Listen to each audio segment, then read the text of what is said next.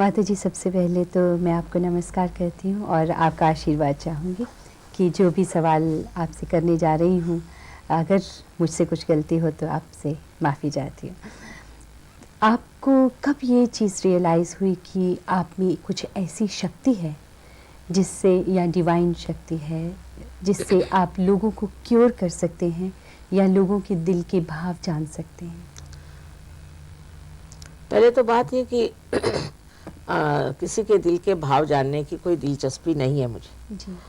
दूसरी बात ये है कि जैसे इंसान जब पैदा होता है तो जानता है कि वो इंसान है, उसी प्रकार जब मैं पैदा हुई तो मुझे मालूम था मैं क्या हूँ और मेरे अंदर कौन सी शक्तियाँ हैं, और ये भी मैं जानती थी कि मुझे कौन सा कार्य करना है, किस लिए मैं इस दुनिया में आई हूँ। बचपन से ही मैं जानती थी। बचपन से आपको मालूम जी था हाँ। कि, और लेकिन ये सब कैसे हुआ सिलसिला, या आपने कार्य कब करना शुरू किया? कार्य तो मैंने 47 साल की उम्र से शुरू किया। तब तक मैं बहुत लोगों से मिलती रहती थी। गांधी जी के पास भी मैं रहे। जी। गांधी जी भी इवॉल्व सोल थे। तो वो मुझसे कहते थे कि देखो बेटे, अपना देश जब तक स्वतंत्र नहीं होता है तब तक ये कार्य शुरू नहीं हो सकता, क्योंकि हम परतंत्र हैं, और जब स्वतंत्रता आ जाएगी तब सब हो सकता है। जी। वो मुझसे उनकी जो ग्रंथा उन्होंने लिखी हुई ना भजनावली, वो भी मुझसे पूछ के लिखी कि कौन सा चक्र पहले फिर कौन सा चक्र बाद में, उसके हिसाब से। और वो सर्व धर्मों में विश्वास करते थे, और सब धर्म का जो तत्व है, इसेंस है, वो एक ही है। ये तो जैसे एक पेड़ पे अनेक फूल आ गए अपने अपने समय के अनुसार, और उसको फिर हमने तोड़ लिया, और फिर जो सूखे हुए फूल है उनसे हम लड़ रहे हैं। पर सब धर्म का तत्व एक ही है, और उनसे पाना भी एक ही चीज़ है। तो मुझे इसका एहसास बचपन से था। ये कोई मैंने कुछ पढ़ लिख करके नहीं जाना, खुद मैं जानती थी शुरू से। आपको एहसास था बचपन से?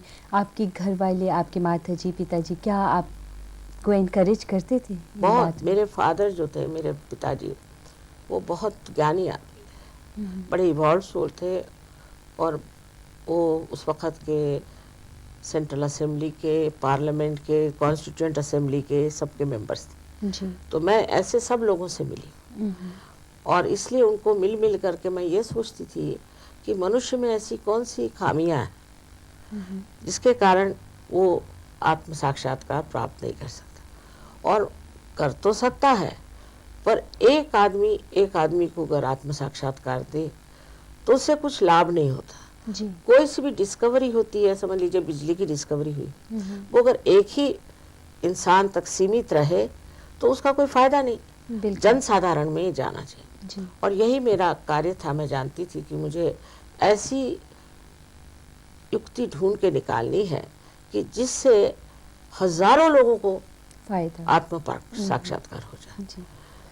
अच्छा, उन्होंने एनकरेजमेंट आपको दी, लेकिन जब आप स्कूल के वक्त या कॉलेज के वक्त, आप स्कूल कॉलेज में जाती थी, और जो स्टूडेंट्स थे उन्हें क्या फील होता था कि ये क्या कह रही है, या उनसे आप बात करती थी या चुप? नहीं, उनसे इस पर मैंने कभी किसी से बात नहीं की, लेकिन प्यार जो है ना वो तो सब जानते हैं। तो कोई भी मुझे मिला है बचपन से, वो अभी तक भूला नहीं। तो प्यार सबसे बड़ी कीमती चीज़ है। आपने बताया कि 47 इयर्स की एज में आकर आपने ये किया। वैसे अक्सर होता है कि बहुत से बच्चे जब पैदा होते हैं या 2-3 साल के होते हैं तो उन्हें जो पिछला जन्म था उसकी बातें याद आ जाती हैं, तो सोचा समझा जाता है कि यस, इसमें कुछ ऐसी ताकत है। क्या आप भी पिछले जन्म की बातें भी बताया करती हैं? हाँ है, जब तो सब याद तो है ही, और उसका इतना महत्व इसलिए नहीं है कि जो आज का वर्तमान प्रेजेंट है वो महत्वपूर्ण है कि आज क्या कार्य करना है। पहले भी बहुत से हो गए, इनकारनेशंस हो गए, बहुत से गुरु हो गए, बहुत सदगुरु हो गए, लेकिन उन्होंने आमास रियलाइजेशन नहीं कर पाए, क्योंकि लोगों को भी अकल नहीं थी। जैसे कबीरदास जी ने कहा है ना, कैसे समझाऊं सब जगह अंधा। आज इस कलयुग में ही ऐसी विशेषता है कि लोग घबरा करके सत्य को खोज रहे हैं। हजारों लोग खोज रहे हैं, और ये विशेष करके हर एक जितने भी दृष्टा हो गए थे, सीयर्स हो गए थे, यहाँ भी एक विलियम ब्लेक हो गए, उन्होंने भी लिखा था कि ऐसा समय आएगा कि लोग खोजेंगे कि सत्य क्या है, किसी भी चीज को सत्य नहीं मान लेंगे। तो आपकी दृष्टि में सत्य क्या है? सत्य माने ये है कि आप जो हैं, आप ये शरीर आप नहीं है, ना ही आप ये बुद्धि और न ही आपके जो कुछ संस्कार हैं, कंडीशनिंग है, या आपका जो अहंकार है, ये भी आप नहीं। आप शुद्ध आत्मा है, ये पहला सत्य। और दूसरा सत्य ये है कि इस संसार का जितना भी जीवित कार्य है, जैसे ये फूल बनाना जी, या सूर्य का आना और जाना, ऋतुओं का बदलना, ये सारा कार्य जो है एक शक्ति करती है, जिसे हम लोग परम चैतन्य कहते हैं जी, और उर्दू में से रूह कहते हैं, और निराकार शक्ति जिसे कहते हैं, वो ये कार्य करती है। तो हमारा संबंध उस शक्ति से हो जाना चाहिए। हमारा योग जब उससे घटित होता है तो एकदम हमारे अंदर मनवंतर हो जाता है, जिसे ट्रांसफॉर्मेशन कह सकते हैं। जी, ये सबने कहा है कि आपको ट्रांसफॉर्मेशन करना है, हर एक धर्म में ये बात कही, पर उधर ध्यान नहीं है ना लोगों का। ज्यादातर जिसे कहते हैं कि मनी ओरिएंटेड जी। और पावर ओरिएंटेड, इससे कोई मतलब नहीं है। लेकिन आज का जो युग है मैकेनिकल, हम कह सकते हैं कि बड़ा फास्ट चल रहा है, तो इसमें भी हाँ ठीक है कि इंसान पैसे की लालच में काम करता रहता है, लेकिन जैसे आप बता रहे हैं कि सत्य की खोज की, ये रियलाइज़ करे कि ये जैसे सूर्य, चांद हैं या फूल हैं, ये सत्य है सब। तो इंसान के दिमाग में कैसे इस बात को डाला जाए कि ये मनी को छोड़िए, पैसे के पीछे मत दौड़िए? वो छोड़ देते हैं, अपने आप छूट जाता आप है। कैसे उन्हें रियलाइज कराते? ऐसा होता है कि आपके अंदर एक शक्ति है जिसका नाम कुंडलिनी है। अनादि काल से हम इसे जानते हैं, कोई नई बात नहीं। और जब ये जागृत हो जाती है और इसका संबंध जब इस चारों तरफ फैली हुई परमात्मा की इस प्रेम सृष्टि से एकाकारिता प्राप्त करती है, तब इंसान एकदम बदल जाता है। ये कुंडलिनी कहाँ है, क्या है? ये त्रिकोणाकार अस्थि में हमारे, जिसे कि सेक्रम कहते हैं, उसके अंदर स्थित है। अब ये त्रिकोणाकार अस्थि जो हमारे अंदर है, इसे ग्रीक लोग क्यों सेक्रम कहते हैं, उनको भी पता है कि इसके अंदर ये शक्ति है। और आप ऐसे आंख से भी बहुत लोगों में देख सकते हैं कि जिस वक्त कुंडलिनी जागृत होती है तो जैसे कोई हृदय स्पंदित होता है, पल्सेट करता है, उसी तरह से ये हड्डी भी उसी तरह से पल्सेट करती है। और फिर कुंडलिनी जब ऊपर चढ़ जाती है तो यहाँ से आपको अपने तालु भाग से एकदम ठंडी ठंडी हवा आने लगती, और आपके हाथ में भी, उंगलियों में भी ठंडी ठंडी हवा आने लगती। अब ये बड़ी पते की बात है कि बहुत से लोग ऐसे गंदी बातें करते हैं कि सेक्स करने से कुंडलिनी जागृत होती। हो ही नहीं सकता, क्योंकि ये मूलाधार नीचे है और जिसमें श्री गणेश बैठे हैं, और वो आपकी अबोधिता, आपका इनोसेंस, उसका ही सेंस है। तो इसका कोई भी संबंध उससे नहीं है जी। लेकिन उस वक्त में इंसान एक बच्चों जैसा हो जाता है। और ईसा मसीह ने ये भी कहा है कि आप स्वर्ग में तभी आएंगे जब आप बच्चों जैसे हो जाएं। और एकदम उसका स्वभाव ही बदल जाता है, उसके तरीके बदल जाते हैं। हमारे यहाँ जो लोग आए, अब यहाँ इंग्लैंड में इतने लोग ड्रग एडिक्ट्स हैं, इतनी बुरी हालत थी उनकी कि वो आए तो उनको मैं भी नहीं दिखाई दे रही थी। और जब ठीक हो गए तो एक रात में उन्होंने छोड़ दिया। एक रात में ड्रग्स, बहुत से हैं एक रात में, क्योंकि आप स्वयं शक्तिशाली हैं, आप स्वयं हैं, लेकिन समर्थ होना चाहिए। माने समर्थ माने जो आप हैं वो होना चाहिए, यानी विल पावर होनी हाँ, चाहिए, आप अपने को पालें, अपनी आत्मा को पालें। उसके प्रकाश में, मैंने कल जैसे बताया आपसे कि उसके प्रकाश में आप सब छोड़ देते हैं, आप खुद ही अपने गुरु हो जाते हैं। बिल्कुल। सहज योगा, इसके आप फाउंडर हैं। सहज योगा क्या है?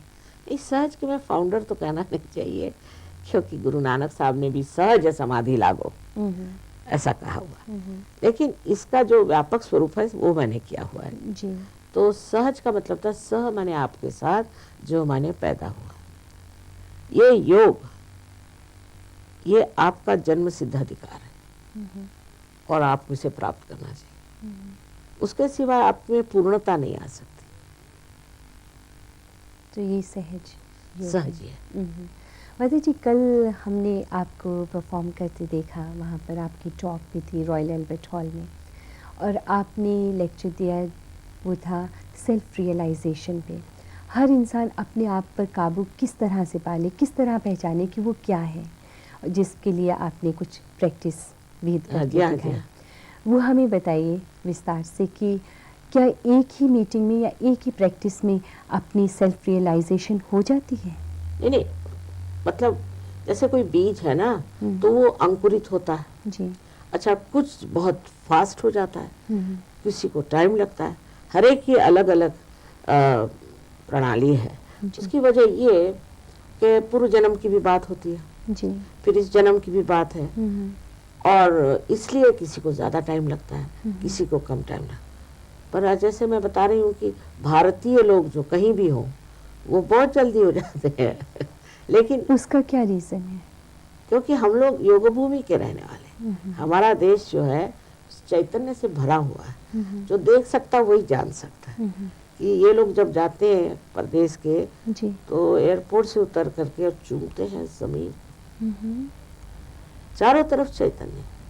लेकिन हम लोग अभी तक उस तरफ मुड़े नहीं। एकदम से पता नहीं क्या हो गया कि जैसे ही स्वतंत्रता मिल गई, हम लोग दूसरी ओर दौड़ना शुरू कर दिए। पर कर देखें तो हमारे अंदर बहुत गहनता है।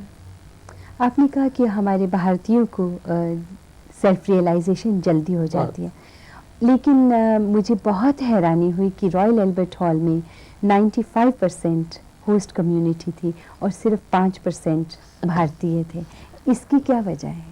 जब आप लोग प्रदेश में आते हैं तो पता नहीं क्या हो जाता है, हिंदुस्तानियों को सब साहब हो जाते हैं मेरे ख्याल। इसलिए पर 5% तो आ रहे हैं। पहले तो एक भी नहीं आता था, और अगर कोई आए भी तो सामने बैठेंगे और आधे में उठ के चले जाएंगे। तो ये लोग तो पहले जब कोई लोग आते थे देसी लोग अपने, तो उनसे कहते थे आप पीछे बैठिए। कहें क्यों, आप रेसिस्ट हैं? कल इसलिए नहीं, क्योंकि आप बीच में से उठेंगे वो हम नहीं अलाउ करेंगे आपको। अच्छा। तो यहाँ जो प्रदेश में लोग आए हैं वो जरा जैसे आपके क्या कहा जाए, कहते खून सफेद हो हाँ, जाता है अपनी उससे। परंपराएं भूल चुके हैं। और अब जैसे अमेरिका में वो कहते हैं कि डॉलर मारा बाप, डॉलर मारा भगवान। अब उनसे क्या बात की जाए। जी। लेकिन ये भी पा करके आपको शांति तो नहीं मिली।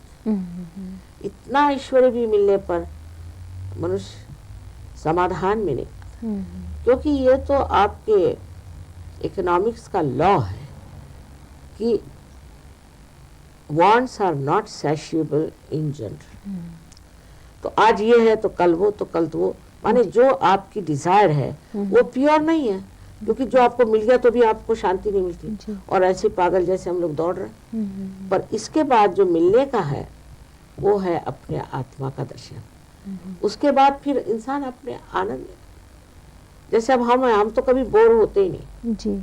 अकेले बैठे और आनंद में बैठे। तो आपकी टॉक्स या इस तरह की प्रैक्टिस हमेशा चलती रहती है? साल के हर दिन कहीं ना कहीं आप होती हैं? हाँ, चलते ही रहते। अब ऐसा है कि मैं बहुत सफ़र करती हूँ ना एक साल में। अब देखिए कि अब मैं जाने वाली हूँ फ्रांस, और फिर उससे आगे स्विट्ज़रलैंड और ऑस्ट्रिया, बस इसी तरह से चलता रहे। फिर ईस्टर्न ब्लॉक जाएंगे तो वहाँ इसी तरह से। सो एक एक देश में ज़्यादा से ज़्यादा 2-3 दिन रहते हैं और फिर सफ़र करते हैं। कुछ लोगों के पास जब ऐसी शक्ति आ जाती है तो वो इसका नाजायज़ फ़ायदा उठाते हैं, मनी मेकिंग वो बन जाते हैं, जबकि आप बिल्कुल भी नहीं। इसमें ये किसने सेवा मनी ले भाव ली है ना, आपकी। अगर किसी ने मनी लेना शुरू कर दिया तो उसके वाइब्रेशन से छूट जाते, उसके हाथ से शक्ति खत्म हो जाती। पर लक्ष्मी का वरदान होता है। अब हमारे यहाँ सबको लक्ष्मी का वरदान मिलता है।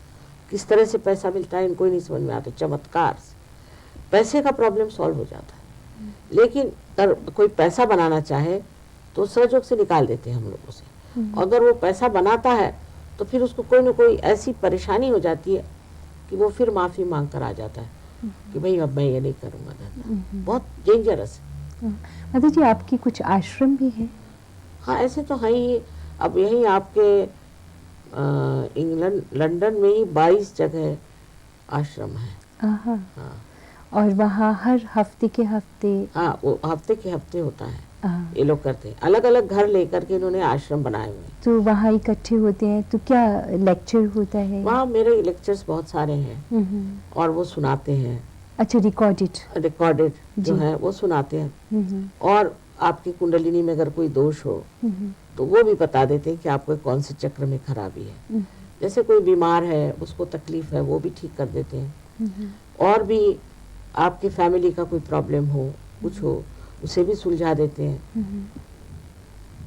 वो कौन सुलझाते हैं? वहाँ आपके वहाँ शिष्य हैं? शिष्य लोग हैं, बड़े होशियार हैं।